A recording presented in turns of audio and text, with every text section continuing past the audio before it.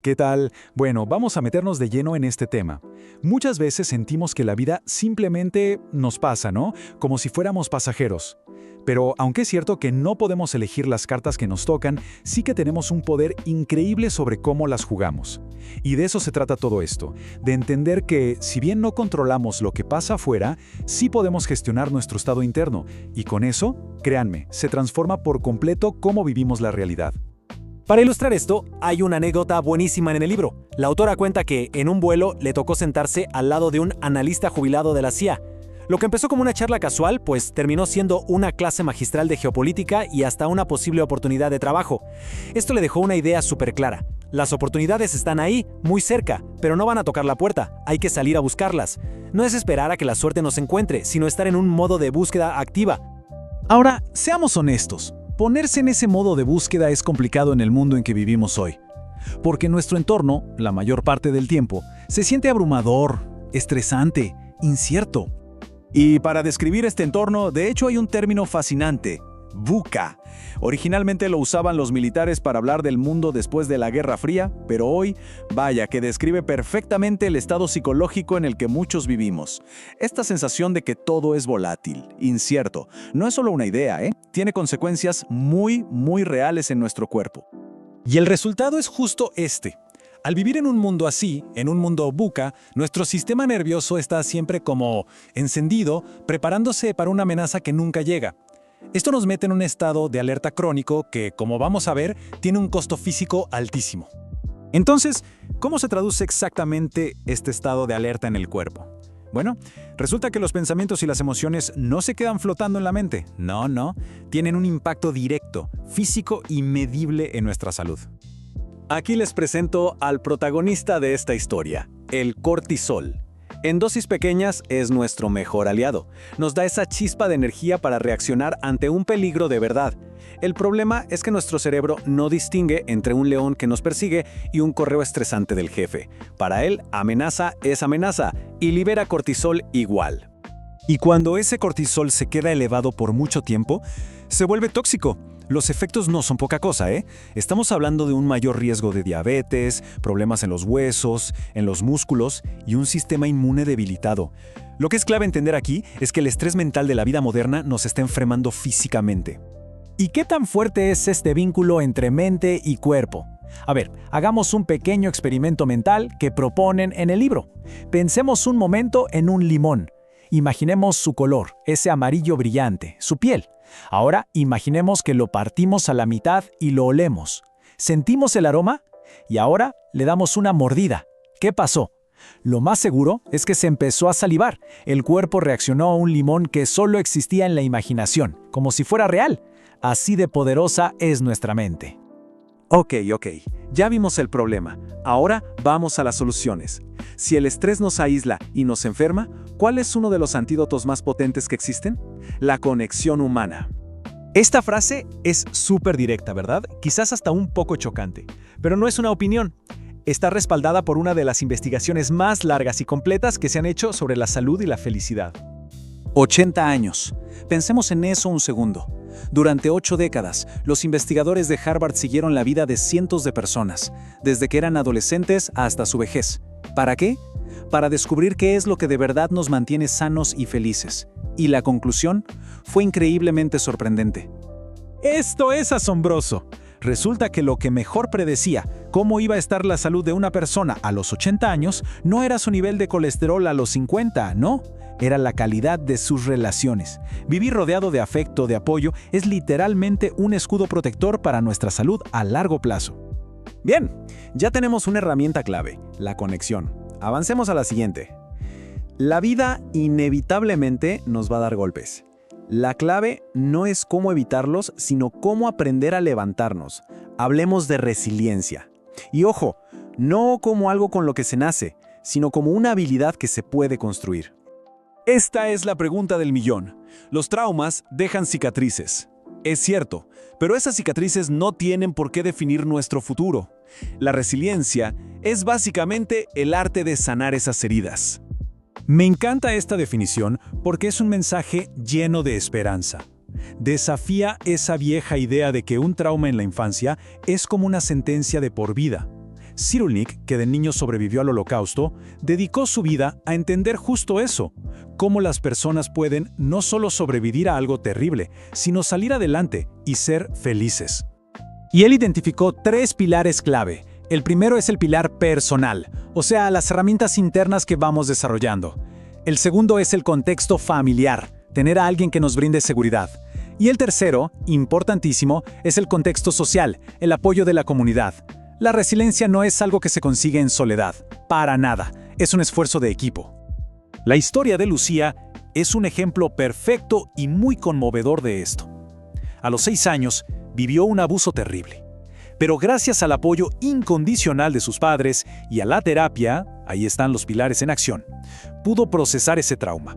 A los 13 años, era una adolescente sana, feliz, capaz de decir esas palabras tan poderosas: ya no tengo miedo.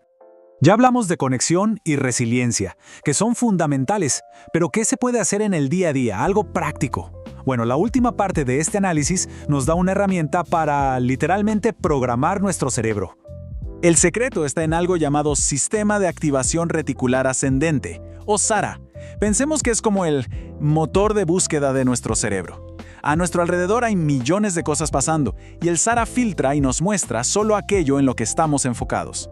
Es como cuando alguien quiere comprar un coche rojo y de repente, ¡pum!, empieza a ver coches rojos por todos lados. No es que haya más, es que su cerebro ahora los está buscando. Y aquí viene lo bueno, la aplicación práctica. Podemos programar este sistema a propósito. Si cada mañana nos tomamos un minuto para definir un objetivo claro para el día, sea grande o pequeño, le estamos dando una instrucción a nuestro cerebro. Oye, busca activamente las oportunidades, las personas y la información que me ayuden a lograr esto. Esta metáfora de Aristóteles lo resume de una forma espectacular. Una flecha sin un blanco, sin un objetivo, pues vuela a cualquier parte. Una vida sin un propósito claro, también. Tener un objetivo le da dirección y sentido a lo que hacemos. Pone a nuestro motor de búsqueda cerebral a trabajar para nosotros. Al final, todo se resume en una elección, y esta pregunta lo plantea muy bien.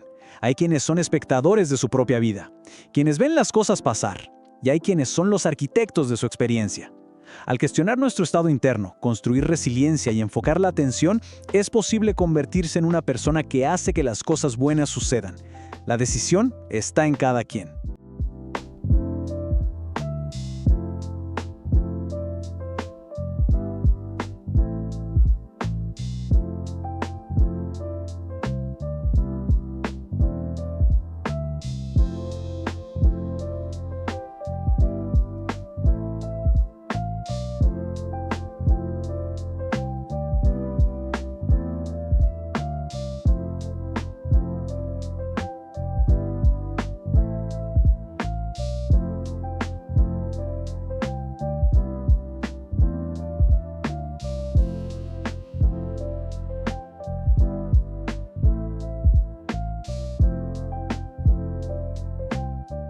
Hoy vamos a meternos de lleno en algo fascinante, la ciencia que se esconde detrás de nuestras relaciones.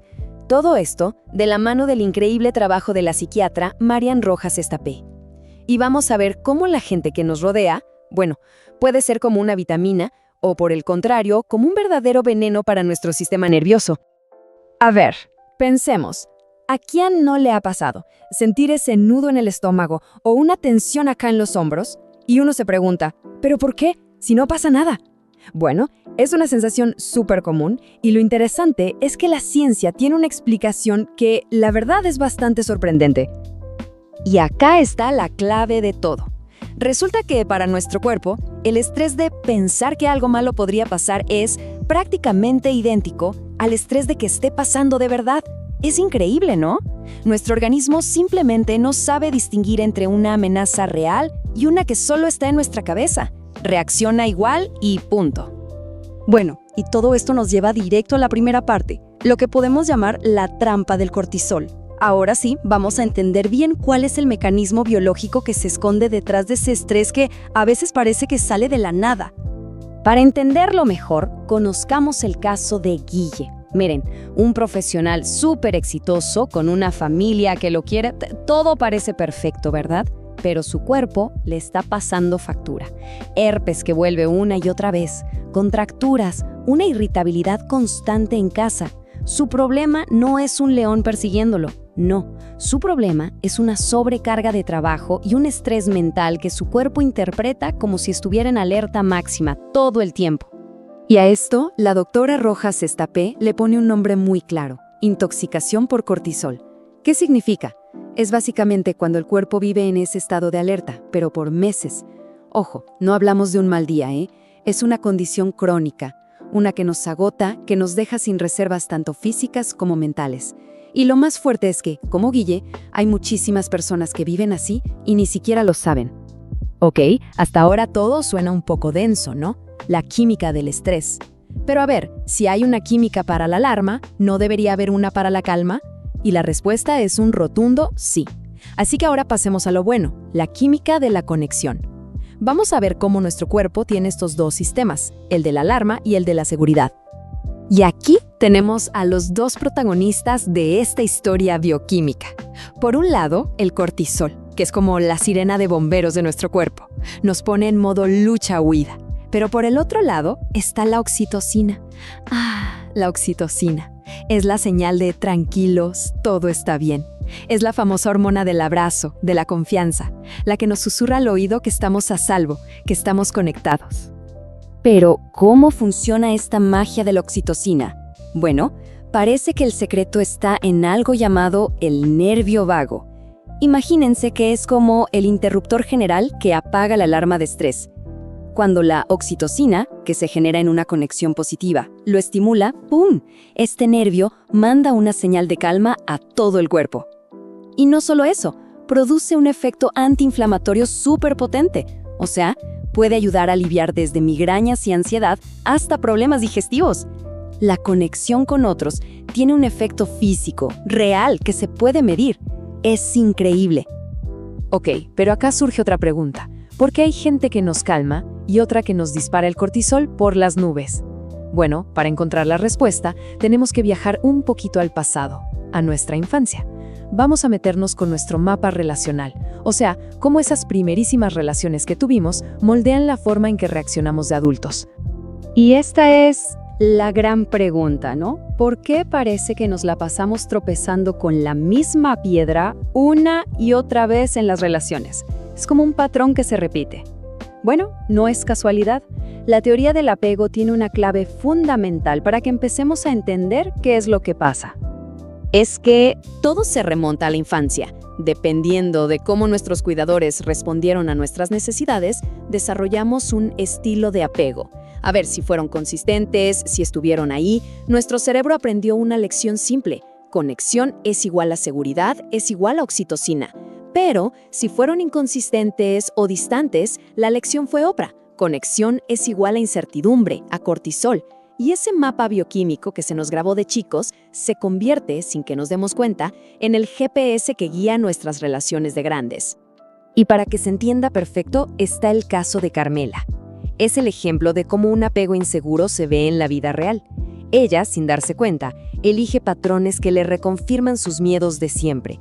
La desconfianza, el abandono, miedos que se formaron en su infancia. Ojo, no es que tenga mala suerte. Es su mapa relacional, su GPS interno, que la lleva siempre al mismo destino. Un destino conocido, sí, pero muy doloroso.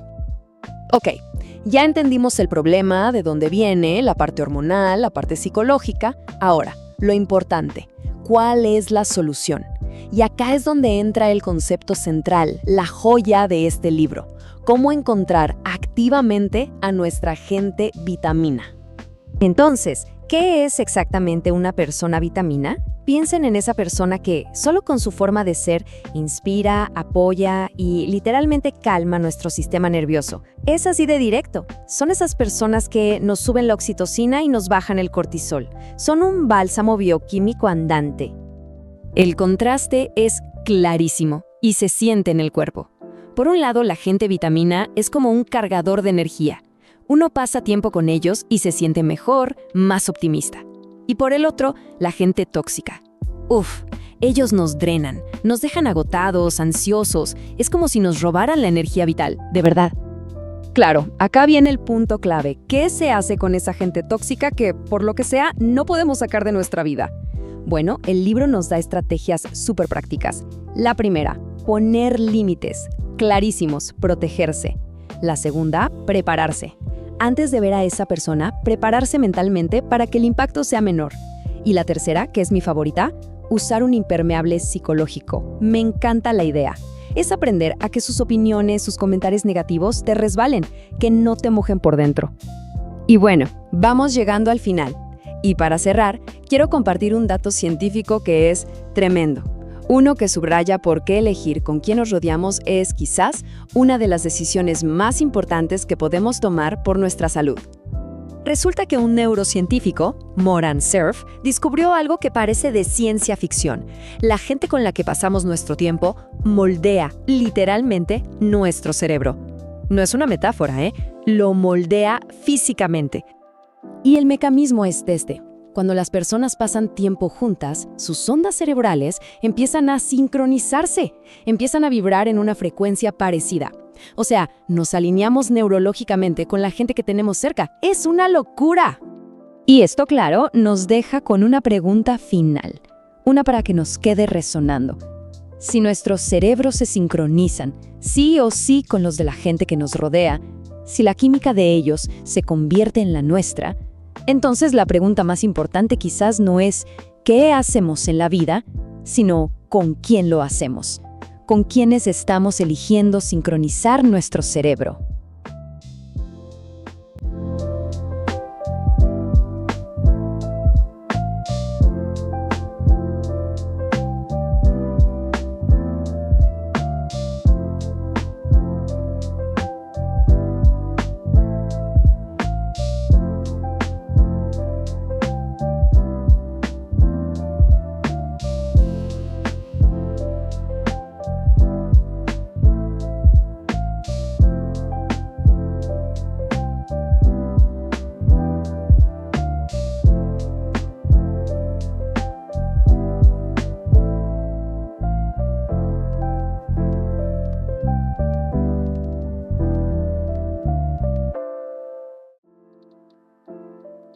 A ver, seamos honestos.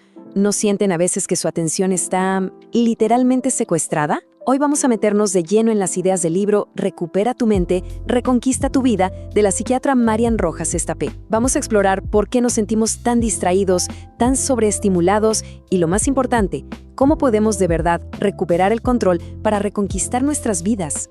Empecemos con algo que seguro nos ha pasado a todos. ¿Alguna vez han tenido la sensación de que su vida va en avance rápido? Es que consumimos todo a una velocidad de locos, series, audios, hasta las propias experiencias. ¿Y esa sensación? Bueno, esa es justo la chispa que enciende este libro. Y esta cita, la verdad, lo clava. Vivimos en la cultura del check, ¿no? De ir tachando cosas de una lista, acumulando experiencias en lugar de sentirlas. Y toda esta prisa nos está robando algo valiosísimo. La capacidad de asombrarnos, de sumergirnos en el ahora y, como dice la autora, de disfrutar esos pequeños detalles que son los que le dan sabor a la vida. Bien, vamos a profundizar un poco. La razón por la que nos sentimos así, y esto es clave, no es una falla personal. No es que seamos flojos.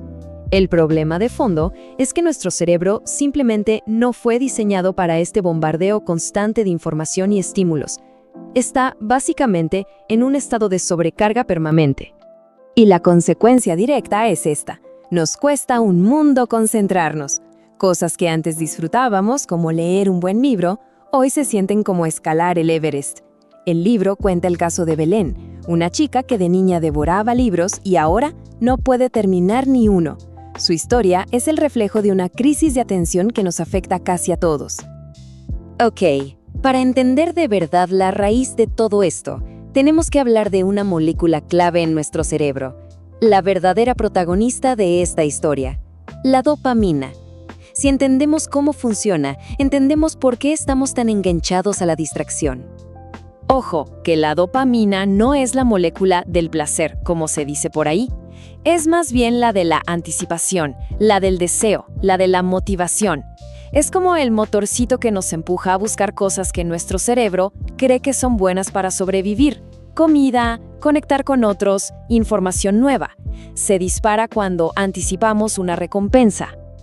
Y aquí podemos verlo en acción, a un nivel microscópico. Fíjense, una neurona libera dopamina en ese espacio chiquito, la sinapsis, y la siguiente la recibe. Es así como se pasan el mensaje de «Hey, vea por eso». Es un sistema de mensajería cerebral súper rápido y potente.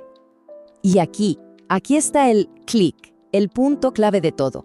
Este sistema de dopamina se desarrolló por miles de años en un mundo de escasez. Encontrar una fruta dulce era un gran esfuerzo y una recompensa vital.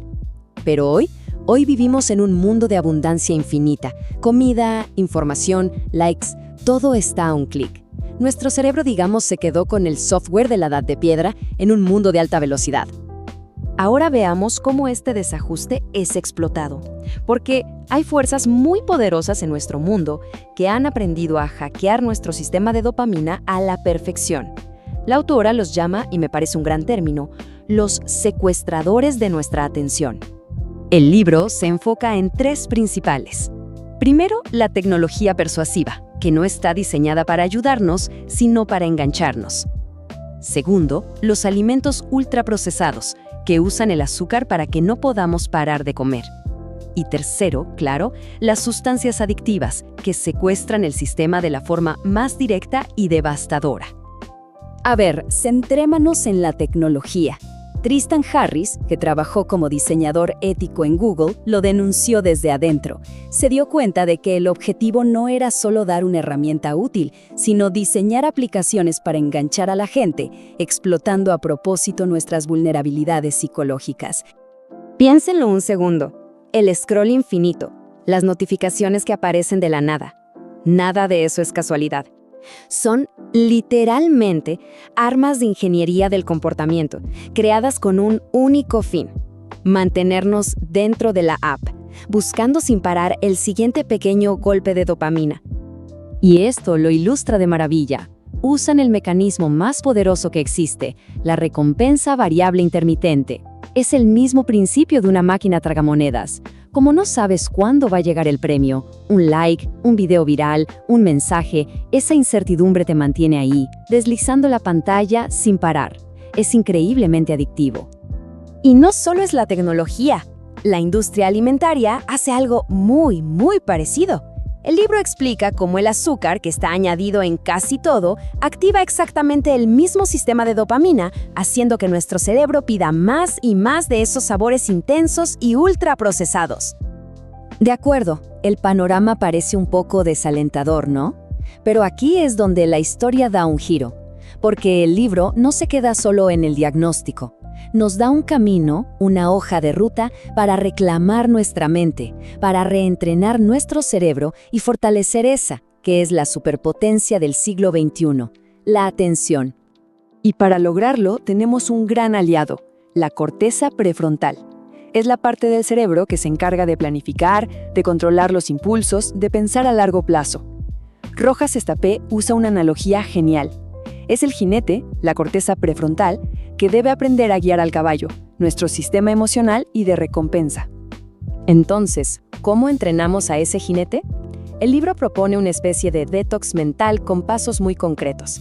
La idea es bajarle el volumen al ruido de afuera, menos azúcar, menos notificaciones, y al mismo tiempo subirle el volumen a nuestra vida interior, permitirnos momentos de aburrimiento, buscar actividades que nos pongan en estado de flow, y lo más revolucionario, aprender a hacer una pausa. Y para que vean lo difícil que se nos ha vuelto esto de estar quietos, un estudio que cita el libro encontró algo tremendo. Pusieron a un grupo de gente en una habitación sin nada que hacer. ¿El resultado? La mayoría prefirió darse una pequeña descarga eléctrica a quedarse a solas con sus pensamientos. Le tenemos pánico al aburrimiento, pero es justo ahí donde nacen la creatividad y la reflexión. Y quizá el antídoto más poderoso contra la sobrecarga es el famoso estado de flow. ¿Les ha pasado alguna vez? Es ese momento mágico en el que te metes tanto en una tarea, pintar, programar, tocar un instrumento, que el tiempo vuela y el mundo de afuera se borra. Encontrar y cultivar esas actividades es la forma más placentera de reentrenar nuestra atención. Y terminamos con la idea más profunda del libro. Al final, recuperar nuestra atención no es solo un truco de productividad, es una cuestión de sentido. Como dice esta increíble cita, cuando tenemos un propósito claro, un porqué que nos mueve, se vuelve muchísimo más fácil decidir a qué le damos nuestro tiempo y qué distracciones simplemente dejamos ir. Así que la pregunta final no es solo cómo evitar la distracción, sino ¿cuál es ese porqué que de verdad merece toda nuestra atención?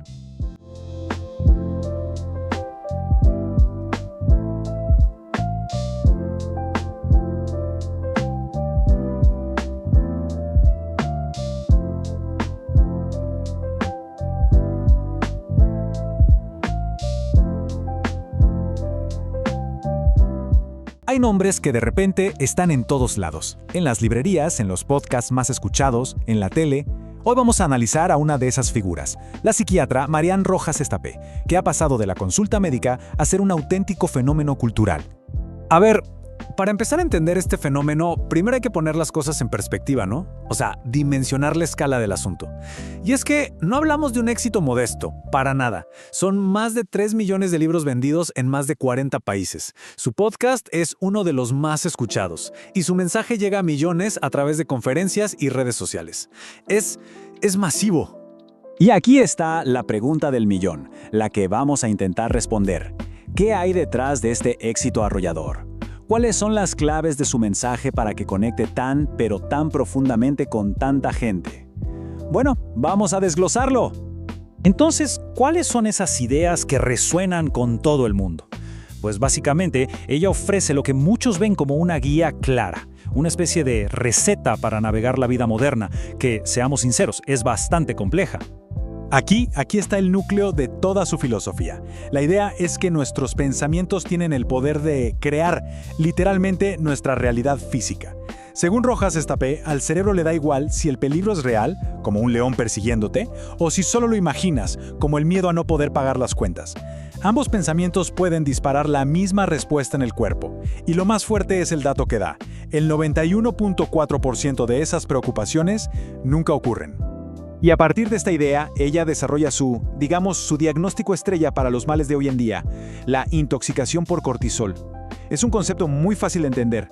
Vivir preocupados nos mantiene en un modo de lucha o huida constante, y eso inunda nuestro sistema con esta famosa hormona del estrés. Y ojo que esto no es algo abstracto, ¿eh?